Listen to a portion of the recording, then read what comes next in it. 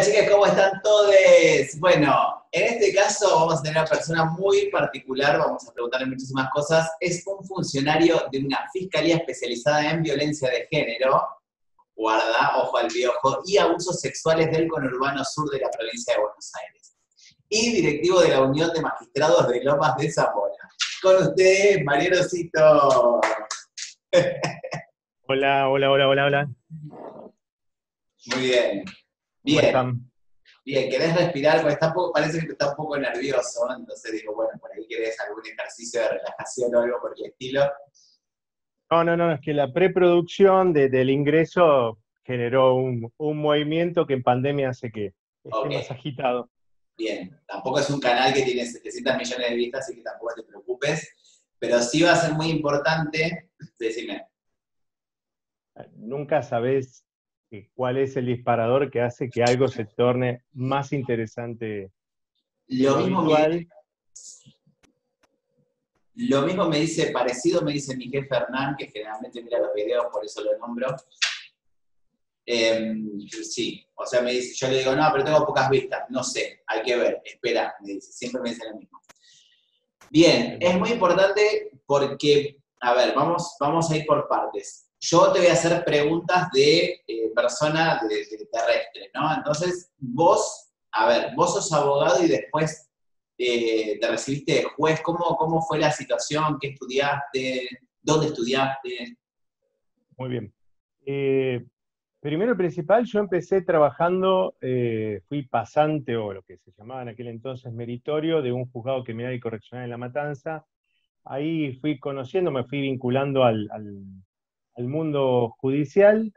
Después pasé a trabajar en el Colegio de Abogados de Lomas de Zamora, como cadete, como tantas otras personas. Y, y ahí me empecé a acercar a lo que es el Departamento Judicial Central de Lomas de Zamora y dije, me gusta mucho esto de lo penal, de la investigación, y fue a partir de ahí que decidí y me metí a trabajar en una fiscalía. Y empecé en Lomas, el número es particular, el 9 del 9 del 99. Ah, hace bastante. O sea que cuando yo te Sí, conocí, se van vos a cumplir 21 hacías, años. sí, ya hacía un montón, vos hacía 10 Y años que unos 10 estabas. años, cuando te conocí haría 10 años que ya estaba en el Poder Judicial. Fui empleado en el interín, empecé a estudiar abogacía en la UBA, me recibí finalmente en la UBA y pasé a ser funcionario. Una cosa que hay que distinguir es, brevemente, los distintos roles dentro del Poder Judicial. Tenés en la parte penal el juez y el fiscal, y después estamos los funcionarios en el peldañito de abajo como asistente de estos dos roles, ¿sí? Estos dos roles centrales que manejan y dirigen la maquinaria de lo que es el derecho penal, el fiscal y el juez. Y este juzgado de Lomas de Zamora, ¿no? Se encarga, por ejemplo, es como un sector, no sé, tenemos el juzgado de San Martín, el juzgado de Lomas de Zamora, el juzgado de, no sé, Banfield, por ejemplo, o se encarga de toda zona sur. No, están divididos muy bien. San Martín, por ejemplo, tiene lo que se llama un departamento judicial. Mm. Dentro de ese departamento judicial se subdividen en fueros. Uno va a escuchar que va a ser un juicio civil de desalojo, va a ser una sucesión en un juzgado civil. Eso está dentro del Departamento Judicial San Martín, Departamento Judicial Lomas, y después se divide en descentralizaciones. Por ejemplo, yo estoy para el partido y las distintas localidades que hay dentro de Lanús, ¿sí? Sí. Y ahí tenés en la idea de lo que es el mundo de la fiscalía, el mundo de lo penal, es que el órgano al cual tenés que acudir cuando tenés un problema en lo penal esté cerca de tu casa. Que te sea O sea, fácil acá en acercar un Ballester. testigo, Mm. claro, claro. Tratar de acercar a la gente el Sí, acceso a la justicia. pregunta a Susana Jiménez, porque después que me digas el dinosaurio vivo, bueno, o sea, cuando me dijiste cerca de tu casa, dije, ay, no, está por acá cerca lo que me corresponde. Está bien, perfecto. Sí, sí, entendible. Claro, siempre, si yo sabía, porque por ejemplo yo una vez hice una denuncia, subí una denuncia a fiscalía, y me dijeron, ¿dónde fue el hecho? Y acorde a eso era en la jurisdicción, yo hablo más en términos contables, por ahí no es jurisdicción, ¿en qué jurisdicción fue? Si pasó en Cava o si pasó en San Martín, entonces dependiendo de dónde era a dónde me derivaban, dónde tenía que hacer la denuncia. O sea, sería eso básicamente. Claro, es lo que pone límites a lo que es la competencia. Tratan de que las competencias sean territorialmente cercanas para poder tener un dominio de lo que está pasando. Si no, se tornaría muy difícil, sobre todo hacia el interior de la provincia, que es donde yo trabajo yo, Poder Judicial de la Provincia de Buenos Aires. Hay lugares que distan de 400 kilómetros con la cabecera del departamento judicial. Imagínate una persona que tuvo un inconveniente a 400 kilómetros, ya de por sí es engorroso acercarse a la comisaría, pero después ir a declarar a la fiscalía y empezar, como le dice el común de la gente, a mover los papeles, se torna difícil y hace que la gente se interese y no se movilice cuando tiene problemas como, bueno, sobre todo en estas cuestiones tan sensibles como es la violencia de género, los delitos sexuales, donde vos tenés, el sistema está tratando y busca que uno se pueda acercar con facilidad al organismo que le pueda llegar a dar una respuesta, que lo pueda orientar. Y lo que hay con este tipo de delitos en lo penal es no solo una gran desinformación, sino hay un sentimiento de todo el mundo en general de desamparo. Sienten que con eso no va a pasar nada. Por eso ¿Para muchas qué voy a veces, hacer la ¿para qué voy a hacer la denuncia si no va a pasar nada? No, al revés, por ahí sí, eventualmente por ahí con una denuncia sola no pasa nada, sobre todo con los abusos sexuales, pero la suma de denuncias permite, por ejemplo, identificar a lo que se llaman abusadores seriales. A modo de ejemplo, situaciones que se daban en una plaza de un barrio, donde por ahí individualmente una persona fue víctima de una violación, de una agresión sexual en general, y dice, pero yo no lo pude ver, ¿para qué lo voy a denunciar? Voy a perder tiempo, voy a estar 5 horas en la comisaría, me van a dar vueltas, me van a decir que no tengo pruebas, no tengo testigos. Sí, pero por ahí, ojo, por ahí esa persona se siente sola, pero le pasó por ahí a otras 2, 3, 4 personas. Y entre esas 4, cuando se encuentra el mismo patrón de hecho, de suceso, es decir, empezás a ver en un expediente, a esta chica le pasó esto en esta plaza, a este chico le pasó esto en la misma plaza, en tal horario, junto a la escalera de la estación de tren, y hay patrones, lo que se llama modus operandi del agresor, que permiten identificarlo. Y si no existieran las denuncias, que por sí solas por ahí no aportarían mucho, si no existieran ese grupo de personas que fueron, sería difícil identificar a un agresor que se vale de esa impunidad. La clandestinidad, O sea, siempre hay que hacer la denuncia, es el mensaje del doctor acá, de sos doctor. O sea, si yo me tengo que Sí, referir con el título, sos doctor. No soy muy del protocolo, pero bueno, por ahí hay no, gente no. que sí An- necesita. Ante todo, como podrán ver en mi apellido, si alguien se va disconforme de la fiscalía, soy el que menos agredido me puedo sentir, porque aún con el insulto, cuando me dicen doctorcito, queda como más tranquilo, más atenuado. Así Se que parece. para mí siempre yo soy Mariano, Marianocito en última instancia, pero es más, creo que los que estamos trabajando con este tipo de temática, al revés, tenemos que romper con la barrera del formalismo.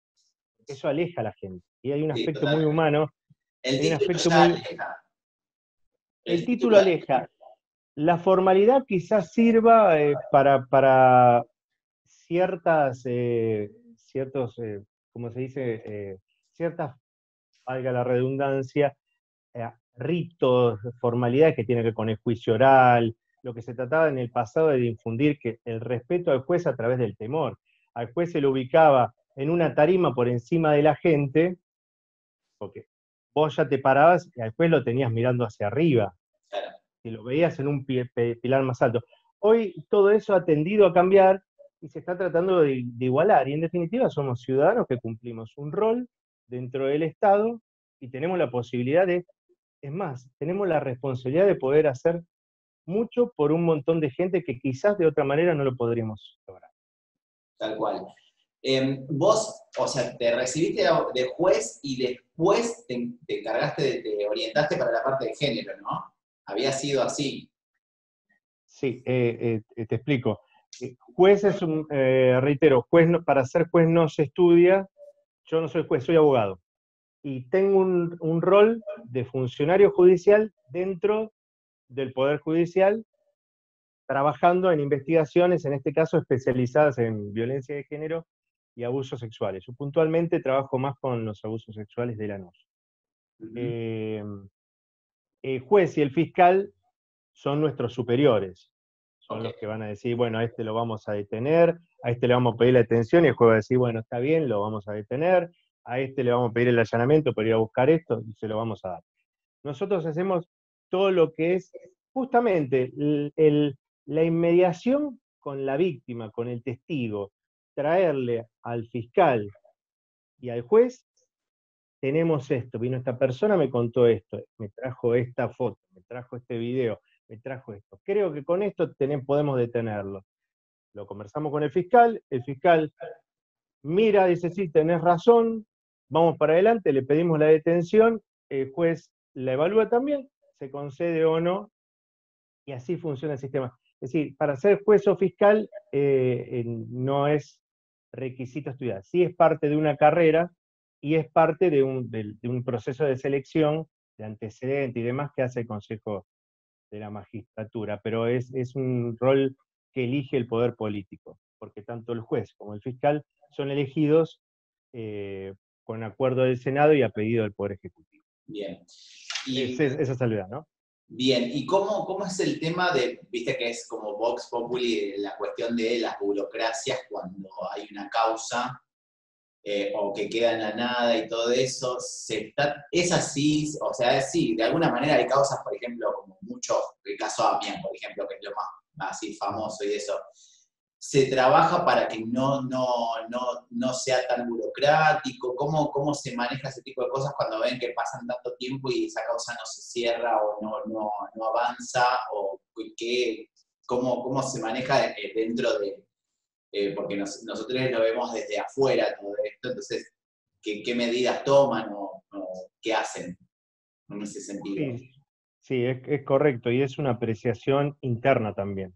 Mm, Creo que gran parte de por así decirlo, la culpa de- de la burocracia que hay tiene que ver con que todavía, ¿sí? Y hablo del fuero penal, de lo penal, trabajamos con expediente papel. mm, Eso implica que cada nota, cada declaración que tomó la policía, tiene que venir un ser humano, traer el papel, dejarlo en una mesa de entradas que está en otro piso, eso pasarlo por una computadora, a ver dónde está el expediente, subir otro piso, buscar el expediente, agregarlo, ponerlo en otra pila y después poder leerlo y poder llevarlo al fiscal. Eso que parece, bueno, eso se puede hacer, tuviéramos un solo expediente, pero a modo de ejemplo, en la Fiscalía 4, donde estoy yo, hay más de 10.000 casos en trámite, y somos 10 personas, hace que todo se trabe, que las cosas vayan más lentas. Hablo desde mi experiencia personal. sí, sí, sí, obvio. Esto siempre fui amigo de la digitalización, porque permite, inmediatamente se presenta algo, aparece en la computadora del responsable que lleva el proceso. ¿Esto cuándo empezó a cambiar? Bienvenido, ¿no? Con la pandemia. Con la pandemia nos encontramos con que no podíamos acercarnos al lugar de trabajo, que teníamos que buscar alternativas para poder volver a tener contacto con la víctima, con los testigos, y empezó una disposición de la Suprema Corte Provincial y de la Procuración General de avanzar hacia la digitalización. En estos días están repartiendo escáner. Bienvenido. ¿Se podría haber hecho antes? Sí, seguro, pero antes de que quejarnos por lo que no fue, permitámonos crecer hacia adelante. Creo que gran parte del problema burocrático se va a solucionar cuando esté todo informatizado. Genial. ¿Cómo fue encontrarse con, bueno, las violencias? Porque una cosa es leer, no sé, apareció muerta una chica, pero vos incluso ves esas situaciones. Vos ves los cuerpos y todo, ¿no? Llegás a esas instancias. ¿Cómo haces vos para sobrellevarlo? ¿Cómo haces para no sé, yo la verdad que no lo podría, hay noticias que ni siquiera las leo, o sea, directamente porque dice, no sé, hallaron muerto y hay un video y no lo miro, por ejemplo. Entonces, ¿vos cómo lo llevás que no es un video, estás ahí y tenés que llevar todo eso? ¿Cómo es el proceso? Tiene que ver con, primero, que la experiencia te va formando. Vos empezás como empleado y vas viendo al rol que tengo yo, a los funcionarios, que vos estabas trabajando en una mesa de entradas o despachando las causas más sencillas, y veías a los funcionarios que los días que estaban de turno decían, hubo un homicidio, voy al lugar del hecho. Vos querías ir al lugar del hecho, querías encontrarte con la reconstrucción de lo que pasó en un determinado momento. Entonces, empezás a interesarte desde que entrás, desde chiquito, por así decirlo, ¿no? En líneas generales se entra de muy joven a lo que es la carrera judicial. Y es el gusto propio, el interés propio que te hace a que te movilice, y a que no te moleste, al revés, a que es la herramienta que tenés para poder descubrir qué es lo que pasó en una determinada situación. Igualmente no es para todos. Yo considero que una persona que trabaja en el Poder Judicial se trabaja en distintos roles, no todos van a ir al lugar del hecho. Estamos en penal, en la parte de la fiscalía sí, porque ¿qué vas a ir a ver? ¿Qué es lo que la policía encontró? Que son los primeros que llegan a la escena de un crimen, y controlar que la labor policial se haga lo mejor posible para preservar la prueba. Es un control. Y le decís, después de que llegó la policía de la comisaría, llegás vos, te encontrás con lo que tenés, vienen los peritos, que son los técnicos, porque uno es abogado, que van a decir, mire, doctor, tenemos, la puerta se rompió de adentro hacia afuera, de afuera hacia adentro, entonces a ver si el agresor estaba adentro, si pasó dentro de la casa, o si en realidad hubo un agente externo, un tercero que no tenía nada que ver con la escena encontrada dentro de la casa. Eso te lo va a reconstruir el perito con la primera mirada que tiene en el momento, y vos estás en el lugar, y te va a poder marcar, mira, el cuerpo está así, está así, la ventana, como puede ver, el astillado de la ventana, o las huellas de sangre, y uno tiene que estar preparado, uno no puede entrar a un lugar así y no mirar. A quien no le gusta, que puede pasar, hay otras áreas en lo penal, que el área de ejecución, que ya son los condenados, donde no tienen que enfrentarse con la posibilidad de ir a ver una escena sangrienta, digamos. Claro. O sea, básicamente es como lo que se vio en el documental de Nisman, es eso, cuando le fueron a investigar el departamento y todo eso. Que veían las cosas como estaba el cuerpo y todo eso, básicamente es eso, pero en vivo y en directo. Y bueno, bueno, ahí estaba la fiscal. Estaba la fiscal, estaba la fiscal y estaba el secretario de la fiscal. Sí. Ese caso, es un caso muy paradigmático, ¿no? Porque se puede opinar mucho sobre la preservación o no de la escena del crimen. Pero lo cierto es que los que deben preservar el lugar del hecho son las autoridades policiales que llegan. Claro. Lo primero que se tiene que hacer es, una vez comprobado de que no hay nadie no hay posibilidades de salvar la vida de la víctima o las víctimas, tienen que asegurar el perímetro y evitar que haya la menor cantidad de gente posible. Esperar a la autoridad judicial. Y es más, llegado el caso que llega a la autoridad judicial, habría que observar y decir, de acuerdo al tipo de escena que hay, decir, bueno, esperemos que vengan los peritos, e ir detrás de los peritos. En definitiva, son los técnicos que mayor conocimiento tienen sobre el manejo de una escena de crimen. Entonces, a partir de ahí es donde uno puede empezar a evaluar si algo está bien, mejor hecho, más prolijo, más desprolijo, lo que no quita mérito a que sobre cualquier hipótesis, ante cualquier situación, las escenas de los crímenes en general pueden ser evaluadas, porque muchas veces hasta son cambiadas. Existe esa posibilidad donde un cuerpo es movido por el agresor para trasladarlo del lugar donde lo mató a un lugar diferente, y se puede establecer esa situación. Entonces ahí tenemos una hipótesis del cambio de la escena del crimen por parte de los, de la persona que haya sido el agresor. Bien. ¿Y qué fue lo que te llevó a ir por el lado de género? O sea, género estamos hablando de mujeres y mujeres trans, estamos Sí, hablando de feminidades y ¿qué más? sí, en género estamos hablando cualquier situación que sea en un vínculo de pareja o expareja, ¿sí? Aunque exista ese vínculo de familia que le llaman, generalmente las leyes lo terminan de definir, ha ido evolucionando mucho la legislación en algún punto, porque tratan de ser genéricos. Entonces hablan de relaciones de pareja, expareja, y bueno, en el caso de los hijos, no importa, hijos, hijas. Cuando decimos pareja, estamos diciendo de hombre hacia mujer o de mujer hacia hombre también puede ser. ¿Y qué pasa en el caso de que sea una pareja, por ejemplo, gay? ¿Está contemplado eso? Sí, sí, porque habla de parejas sin distinción de sexo. Ah, ok, ok. Incluso va más allá. Habla de la situación de noviazgo, Mm. incluso no tienen que llegar a convivir. Antes, si mal no recuerdo, por el 2012 se cambia la legislación que agravaba las penas, ¿sí? El famoso homicidio agravado por el vínculo. Se agravaba solamente en el caso de matrimonio. La condición para que sea un homicidio agravado por el vínculo debían ser personas casadas legalmente. A partir de 2012 se cambia la redacción y se hace algo muchísimo más inclusivo y habla de todas las situaciones que pueda llegar a haber.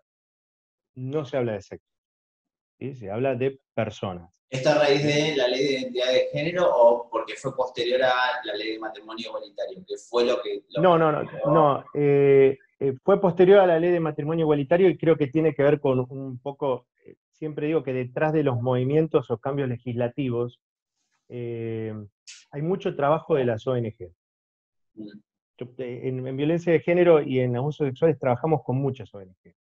Y uno tiene que agradecer, porque muchas veces uno dentro del propio sistema se encuentra con trabas burocráticas de que falta algo, que no hay un perito, que el perito se enfermó y no hay ningún perito que lo reemplace. Entonces, por ahí las mismas ONG te van buscando lazos para conseguir alguien que te pueda suplir ese bache que por X circunstancias no se pudo cumplir.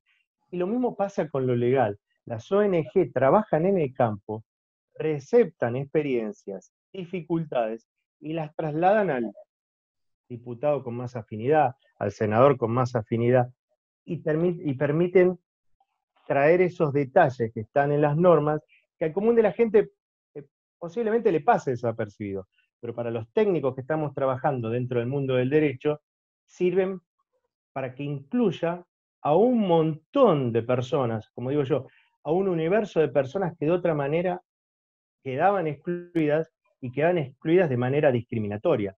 Pero no porque la norma sea mala, simplemente porque los cambios sociales, ¿sí?, se dan más rápido que la capacidad del sistema de generar normas nuevas. ¿Se entiende? porque se necesita, o sea, para las normas se necesitan, por ejemplo, debate de diputados y senadores, o hay otra forma de legislar, por ejemplo, como pasa con Cava, que, no sé, salió el protocolo ILE para Cava, o sea, hay legislaciones también para los distintos distritos en este tipo de situaciones.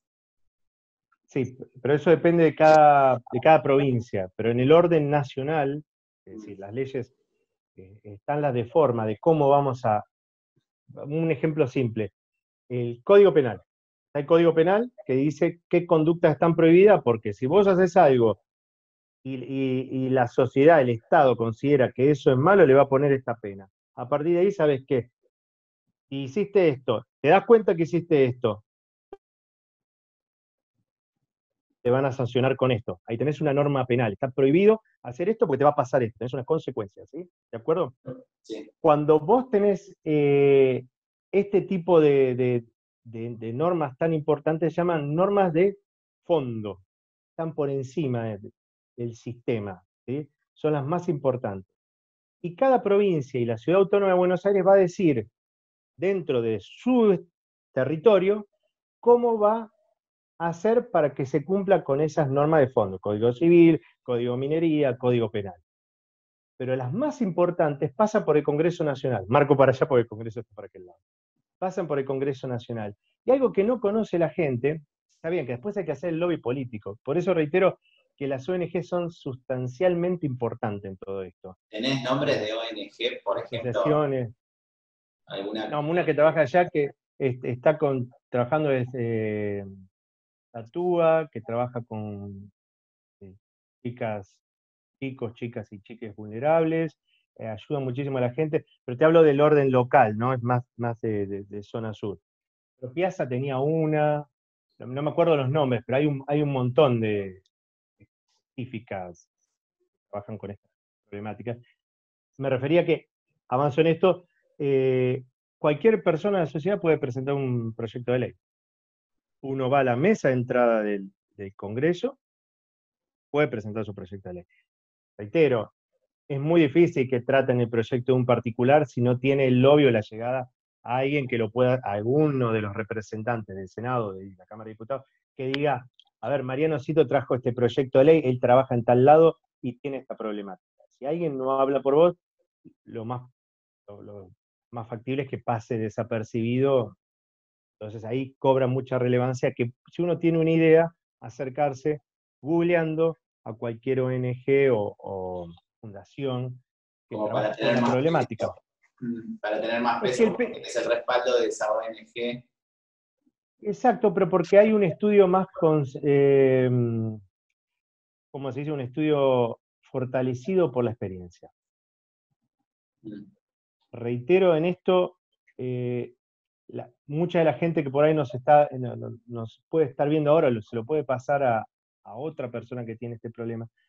Muchas veces uno, cuando tiene un problema de agresión sexual, de agresión intrafamiliar, se siente muy solo, muy, muy, muy. Se siente que nadie es capaz de escuchar, que el sistema, aparte de sufrir la agresión, da la impresión de que el sistema te castiga aún más. Pero hay un montón de lugares que te pueden ayudar, dentro del Poder Judicial, y reitero, googleando con eh, organismos, fundaciones, ONG, direcciones de gobierno, subdirecciones municipales, que ayudan a juntar a este grupo de personas y a brindarle asistencia. Y orientarla, porque lo que pasa en esto, encima que uno está afectado por las consecuencias de un delito tan grave y tan vulnerable, se encuentra con que no sabe para dónde ir. Exactamente, sí. No sabe para dónde ir. Ahora con las redes Y sociales es como que más o menos tenés números, no sé, no sé, publicaciones o algo que más o menos podés dibujarla, pero hasta hace poco tiempo era como que no se no, sabía. era muy... bueno, yo lo veo con la gente que me toca, como podrá ver la gente ahora, soy de hablar bastante y de explicar mucho. Y muchas veces, gente que está con conflictos, uno pone el nombre y apellido y le salen en el fuero de familia, que es lo que se llama el fuero tutelar, que dicta la famosa restricción para que no se acerque, la prohibición de acercamiento a 200 metros, de que no la hostigue, todo esto que se da de común en la violencia familiar, eh, uno se encuentra por ahí con personas que tienen 20 denuncias o 20 procesos tutelares en el fuero de familia. Es decir, 20 veces durante 2 años fue hacer una presentación, pero nadie le explicó cómo tenía que seguir después de eso. Claro. Y bien en los oficios ponen, de en adelante deberá asesorarse con un abogado o ir al defensor civil. La gente no lo entendió porque no se lo explicó un humano. Sí. Cuando uno agarra un papel largo así, entre el momento angustiante que vivió, tener que interpretar y considerar todo lo que implica ese papel, no es sencillo. Tiene que haber, en esto vuelvo a la interacción humana, alguien que se disponga a decirle, mire, con esto podemos hacer esto y llegamos hasta acá. Yo no le puedo prometer que en este caso, así como está, vamos a poder detenerlo. Pero sí, si no cumple con esto, esto y esto, le doy este botón antipánico, lo aprieta, se queda ahí, con el celular empieza a filmar, viene la policía, lo aprendemos y lo detenemos por desobediencia de autoridad. No lo podemos detener por esta amenaza porque estaba sola, ¿sí? Estaba sola y no tenemos otra prueba en este momento, pero advertimos a esa persona que la agredió que si vuelve a molestarla, si la vuelve a hostigar, puede hacer esto. Aprieta el botón antipánico, empieza a filmar con su celular. Hoy tenemos toda la posibilidad. Llama a la policía va a comunicarse con nosotros y yo le digo que lo vamos a detener. ¿Eso qué pasa? Con aquella persona que se acercó hasta la fiscalía a hablar por su caso. Entonces pude tener esos 2 minutos de poder explicarlo, de poder explicar cómo poder defenderse ante esta situación que siempre se vale de la vulnerabilidad de estar en soledad en la casa. ¿Y qué pasa, por ejemplo, vos mencionaste la policía y justamente a mí me venía a la mente, a mí, a mis compañeras, compañeres, esta cuestión de que vos vas a hacer una denuncia a la policía, porque lo primero que te dicen es andá a hacer la denuncia. No sé, tu marido te golpea, andá y hacer la denuncia a la policía. Y la policía muchísimas veces, yo me entero, digamos, por nuestros círculos, esta cosa de decir, de no operar o de decir volvé a tu casa y hasta que no termina muerta la persona, y te das cuenta que tuvieron millones de denuncias y que la policía ni siquiera se movió, ¿qué pasa con esto? O sea, desde dónde está el problema, cómo se puede manejar, es negligencia de la parte de la policía, faltan capacitaciones. ¿Qué pasa ahí? Porque vos lo vivís desde el otro lado. O sea, ¿qué pasa con esas autoridades que son invisibles o incluso son las agresivas? Porque, por ejemplo, hay problemas, no sé, de droga, lo que sea, y es la policía la que regentea. Todos sabemos, o sea, personas, vos te criaste en conurbano, yo me crié en el conurbano y sabemos o sea, es la policía la que regentea cuando la movida de la droga y todo eso. Entonces, eh, ¿qué se hace o qué pasa? ¿Hay alguna forma de decir, bueno, que esto empiece como a ajustarse de otra manera? ¿Qué pasa ahí? Bueno, yo creo que tiene que ver con este cambio. Eso existió y en menor medida, gracias a Dios, menos, el famoso, cuando te pase algo más grave, volvé, y ahí vemos qué hacemos, Sí, es la forma desagradable y poco comprensiva del problema del otro ser humano, como digo yo, que no está en los zapatos de esa otra persona, porque lo que le está pasando a alguien que va a ir a una comisaría o a cualquier organismo público para hacer una denuncia, no pasa porque está haciendo shopping y de casualidad pasó por una vidriera y entró a preguntar cuánto sale un par de zapatos. La persona no tiene ganas de estar adentro de una comisaría. La persona realmente está teniendo un problema y por mínimo que le pueda parecer al policía o al funcionario que la atienda, ¿sí? Es un problema que una persona tiene. Por lo menos tenés que prestarte a escuchar y plasmar en una denuncia algo tan simple como contar qué le pasó. Y después será la justicia, nosotros, de poder evaluar si lo que contó esa persona es delito, no es delito o es otra cosa dentro de la justicia.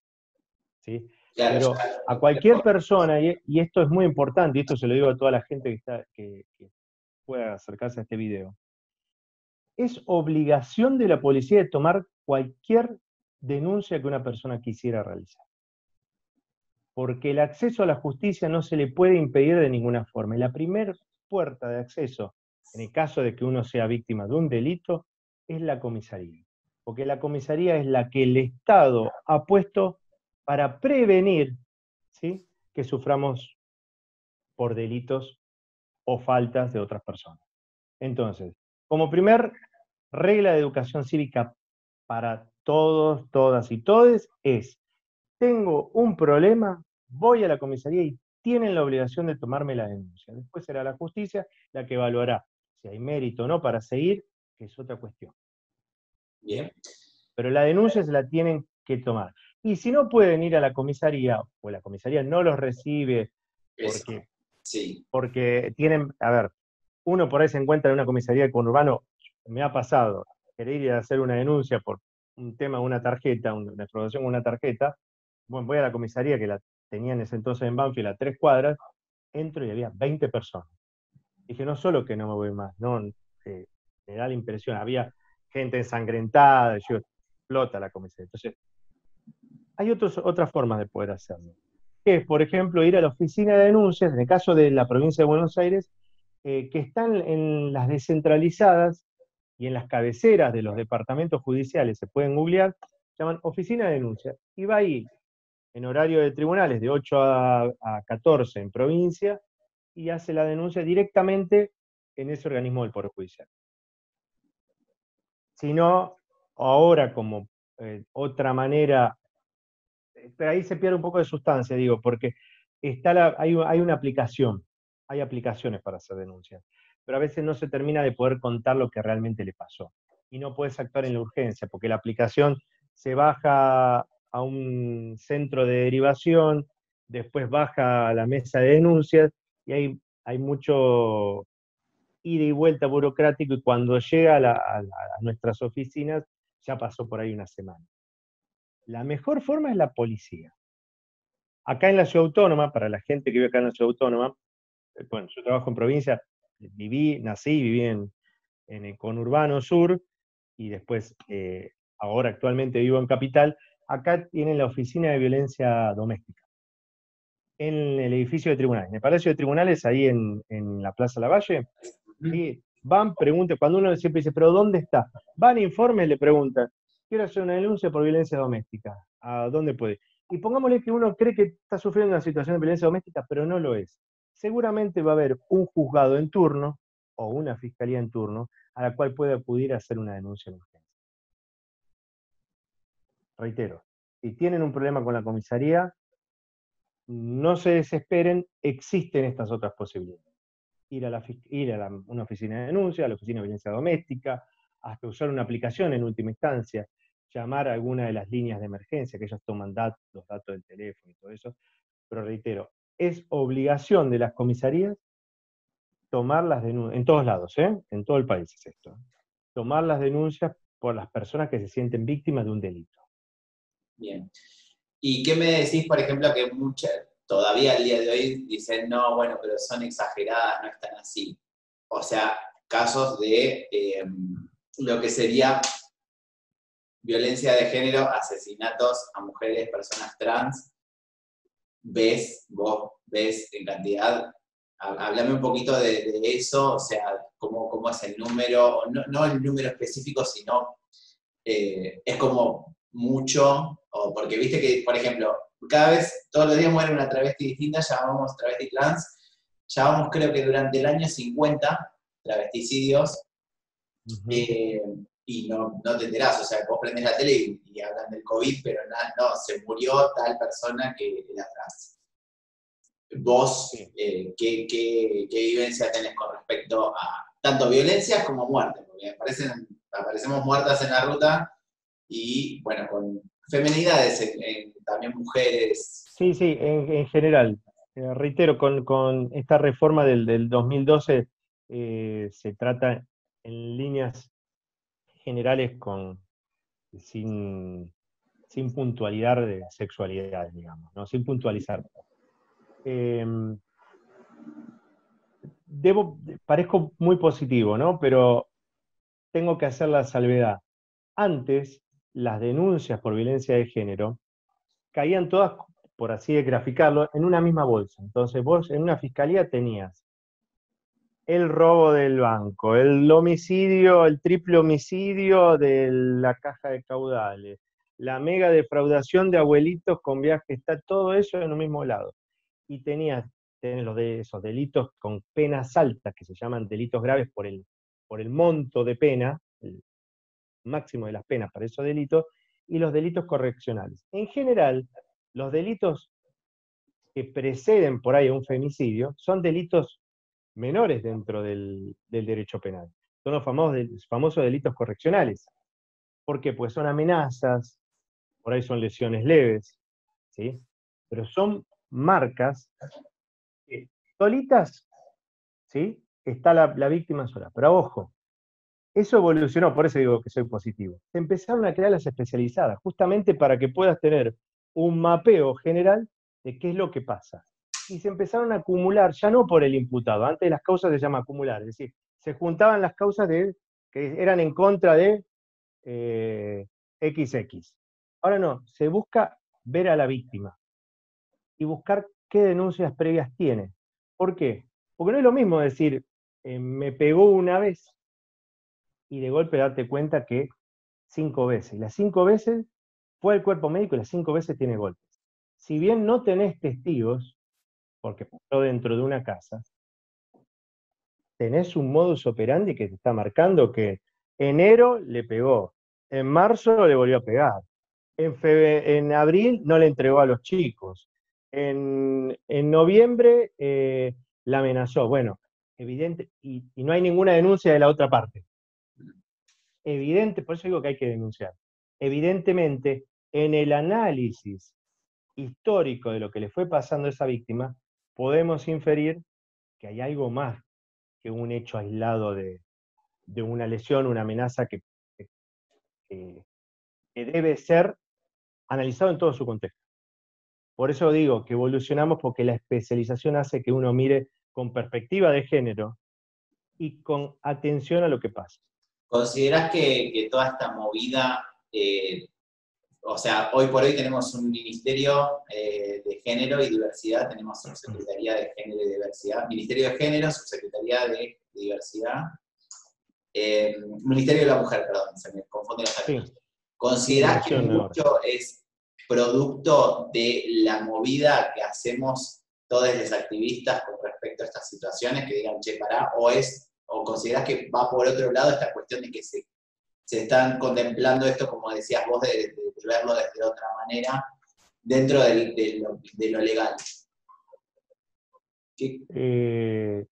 Yo creo que tiene que ver muchísimo con la movilización que desde el Ni Una Menos, desde las ONG, como yo te comenté hace un ratito, eh, creo que ayudan a construir lo que llamo yo un sentido común, de evolucionar hacia la consideración de las personas mucho más allá del cuerpo, ¿sí? Las personas como un género único, ¿sí? Que se puede vincular de distinta manera. Creo que algo en privado hemos hablado en estas semanas que pasó, eh, pero lo del ministerio para mí va muy enlazado, va muy como respuesta al reclamo de los sectores femeninos en estos movimientos como el Ni Una Menos. Recuerdo, mira, si mal no me acuerdo, un caso muy conocido, mira, en abril, creo que en abril del 2017, desaparece una chica en Entre Ríos, ¿sí? Bueno, no sé si te acordás, era activista de Ni Una Menos, estaba enrolada en el movimiento Evita, y 21 años, estudiaba educación física, muy comprometida con todos estos movimientos, se encuentra con un masculino, eh, desaparece. Fue el 1 de abril del 2017, era una chica de Entre Ríos. Un pueblito, que uno dice, no pasa nada, no, es raro que pasen cosas muy, muy serias, desaparece, la dan por desaparecida, empieza todo un movimiento. Si mal no recuerdo, fue en Gualeguay, en la provincia de Entre Ríos. Eh, Resulta que aparece violada y asesinada. Un activista del movimiento Ni Una Menos sufre las consecuencias de lo que trataba y luchaba que no vuelva a pasar, pasó, y el agresor fue el que identificó el lugar donde estaba enterrado el cuerpo de manera tan aberrante, ¿no? Y es más, el tipo había estado detenido por violación y le había dado el juez que tenía a cargo la ejecución de la pena, pues estaba condenado por abuso sexual, le había dado la condicional. Y esto me manejo por los medios, no conozco el expediente, los medios dicen que los informes le habían dado negativo y pese a lo cual le habían dado la libertad anticipada. Podría haber evitado. Sí, bueno, eso dio lugar, hablo de esto, dio lugar al nacimiento de la ley Micaela. La Exactamente. ley Micaela, que es del 10 de enero del año pasado, es nuevita, nuevita, es un salto de calidad para las instituciones. Porque yo tuve que hacer el curso, uno dice, cada vez que a nosotros nos llegan las noticias, uno tiene tanto trabajo que tal investigación, que se vence tal causa, que tenemos 3 detenidos, tenés que pedir la detención de aquel, la prisión preventiva de aquel. Uno dice, un curso obligatorio, ¿por qué? Bueno, es normal, es como que vos te llega tenés que ir a tal lado obligatoriamente, ¿no? Cuando hice el curso, te reitero, en diciembre del año pasado, a raíz de esta ley Micaela, en honor a esta joven que les conté un hecho aberrante, eh, cambió la perspectiva de cómo vemos las cosas, de cómo tratar a otras personas, de cómo empezar a incluir, ¿sí? Y hacer sentir a los demás cómodos, que tengan la comodidad suficiente para poder hablar, contar y no sentirse indagado por otra cuestión, que tenga que ver con la identidad sexual, con el género, lo que sea. Eso es obligación para todos los poderes del Estado. Si todos los que trabajamos en el Estado tenemos la obligación de instruirnos, de construirnos en sentidos comunes, que tienen que ver con las cuestiones de la sexualidad y que evite la discriminación. Reitero, hay mucho por hacer, pero tiene que ver los movimientos, porque para poder llegar a recordar a esta chica, tienen que ver ONGs y fundaciones que pusieron en la legislatura la lupa para decir, ¿qué tal si en memoria de esta persona Hacemos hacemos que esto. todos los que están vinculados a la función pública empiecen a interpretar, ¿sí?, a los, a los conciudadanos? La policía está obligada a las capacitaciones porque debería. Por esta ley sí, está adherida por todas las provincias. Lo que desconozco es si efectivamente, desconozco en qué tiempo lo están haciendo. Porque Por los reitero, a mí me paros, tocó hacerlo el año pasado. Yo he dado cursos a policías, por ejemplo, en el conurbano, la policía de seguridad en general son las policías locales, depende de la municipalidad. Y en parte de un convenio que hubo con el Poder Judicial, era dar cursos chiquitos para poder instruirlos en cuanto a los derechos, garantías y todo lo demás en lo que es estar en la calle. Planteamos un montón de cuestiones y con relación a, justamente había relación a esto de la ley Micaela, a estas cuestiones que tienen que ver con respetarnos en general, eh, se planteaba esto, el trato a las personas trans y cómo, cómo se los, cómo se debe tratar a ese universo de personas que la policía todavía no está mal formada. Y es más, a veces por ahí llegan a maltratar, a maltratar de manera discriminatoria. Entonces, si uno observa una mujer delante, el trato es tratarla en principio como una mujer y después se podrá exteriorizar, es decir, siempre digo, en las actas hicimos la modificación que una persona que dice ser y llamarse, dice ser y llamarse. Esa persona dice ser y llamarse de tal manera. Hoy en día todo se puede adaptar al documento. Un tema más sobre esta cuestión. La documentación, el famoso DNI, es Documento Nacional de Identidad, es lo que nos identifica. Para nosotros es muy importante para poder saber si la persona que nos está diciendo con fuerza de verdad se trata de quien figura en el documento, que exista una cierta identidad. Y entonces, para eso es importante que todos adecuemos, ¿sí?, esa situación. No le pasa a todo el mundo que lo haya adecuado, que a veces se producen estas ciertas incomodidades porque uno se encuentra con una persona distinta a la que por ahí está en el documento. Entonces tiene que las actas, dice ser y llamarse de tal forma, pero en el DNI todavía eso no se acompaña.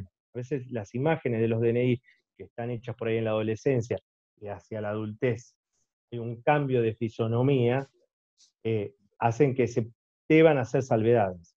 Salvedades necesarias porque no nos olvidemos que lo que nosotros hacemos es poner en un papel, ¿sí?, algo que está diciendo en contra de alguien. No es menor. Y no puede decirlo otra persona porque me lo dijo tal, no. Estamos hablando de testigos, como le llamo yo, prueba directa. Entonces, a veces en nuestro país tenemos una legislación muy avanzada que permite poder adecuarnos a lo que sentimos en nuestros papeles que nos... ¿Y qué se puede hacer? Porque, por ejemplo, yo voy acá, me voy a tomar el tren, tengo el permiso de la aplicación porque tengo que ir a Capital. Y me para un policía, un oficial, y me trata en masculino. ¿Qué le puedo decir yo a ese oficial? Incluso hay videos, me cansé de ver videos donde nos tratan de masculino en la policía. ¿Qué se le puede decir? No sé, digo, no estás cumpliendo el estatuto tal, o no estás, ¿qué le puedo decir yo como ser humano, como civil, a este policía como para que diga, a ver, estás viendo un documento que dice Gabriela, ¿por qué me seguís tratando en masculino? Más allá que le puedo decir esto. O sea, hay algo, un código, una ley o algo que yo le puedo decir al policía como para decir. No, está violando los principios de la ley de identidad de género. El policía es un funcionario que debe hacer cumplir la ley. Como tal, no la debería incumplir. Con algo tan simple que respetar cómo la persona que está enfrente se identifica o necesariamente se hace identificar o de la forma que quieran llamarlo, ¿no? Pero realmente yo creo que da lugar, hay denuncias en la INADI, hay denuncias, hay llamados de atención, y de acuerdo a la gravedad hay un delito penal que es incumplimiento de los deberes de funcionario público. ¿Cuál sería el incumplimiento del deber del funcionario en ese caso? No respetarme dentro de los derechos Entiendo. que esa persona tiene, Sí, el por la artículo ley de 2. identidad de género. Exacto. Sí. Pero tiene que ver con la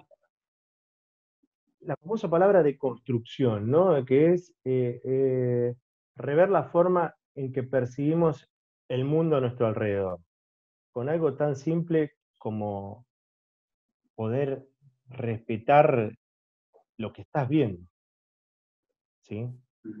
Entonces, es más, aunque no sea visible, si a mí viene una persona eh, eh, con determinadas, las vestimentas muchas veces definen género. Ahora por ahí los más jóvenes están entrando en una vestimenta que es más neutra.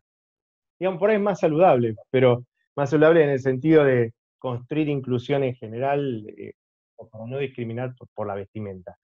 Eh, Respetar, lo primero es, discúlpeme, su nombre, Sí. ¿qué es lo que nos identifica? El nombre. Su nombre, Gabriela. Discúlpeme, Gabriela, no importa cómo esté, no importa el frasco cómo esté, importa, pero regla central. Y yo me preguntaba, discúlpeme, yo tengo el documento, cuando viene alguien una declaración testimonial me trae el documento. Primero pasa la persona, discúlpeme, ¿me podría facilitar su nombre y apellido?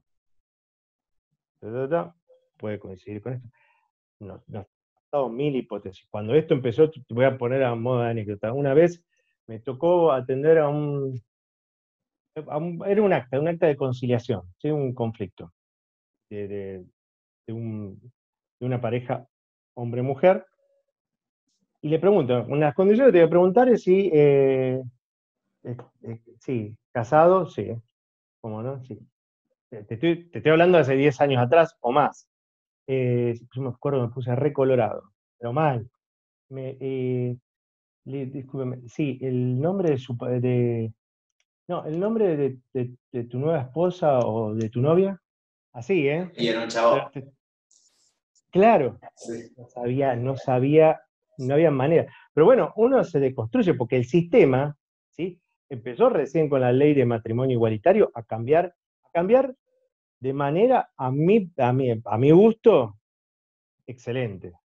De manera bastante rápida, comparado con otras leyes que han sido, algunas incluso han quedado en desuso sin haber podido ser cumplidas. Pero digo, no hay derecho, mejor derecho que el que se ejerce. Eh, eh, para, para todos, todas y todes, tenemos, ¿sí?, que usar las instituciones que las leyes nos dan, si no quedan en desuso. Voy Si a, voy no a, nos defendemos, si no nos defendemos cuando nos tratan de una manera que no queremos ser tratados, porque ya me estoy identificando de cierta manera y me quieren identificar de otra que no es lo que yo deseo, ahí ya, desde eso mismo tenemos que empezar a poner el stop. La Bien. policía tiene obligación de tener acá el apellido y el cargo, ¿sí? Hay un horario y un lugar donde se encontró con esa persona. Hay una cuadrilla donde se identifican las personas que están dando vuelta en ese tren, en ese colectivo, en esa parada de colectivo, en esa esquina, ¿sí? Se va Linadi. Supongo que Linadi, esto lo desconozco, pero debe tener algún mail también, no es necesario que ir, supongo que ahora debe haber un mail. Y plantear, tuve un problema con el oficial Pérez, estaba en el tren tal, eh, me trató de tal o cual forma, lo que me generó una gran incomodidad. Uno tiene que tratar de buscar que nos sintamos cómodos, ¿sí?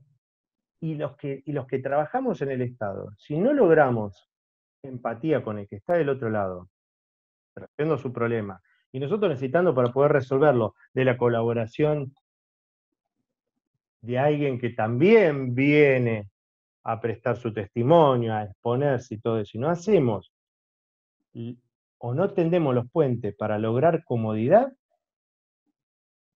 tenemos mucho por perder. Es central que uno vaya a hacer un trámite donde sea y que sienta que no es desagradable hacerlo.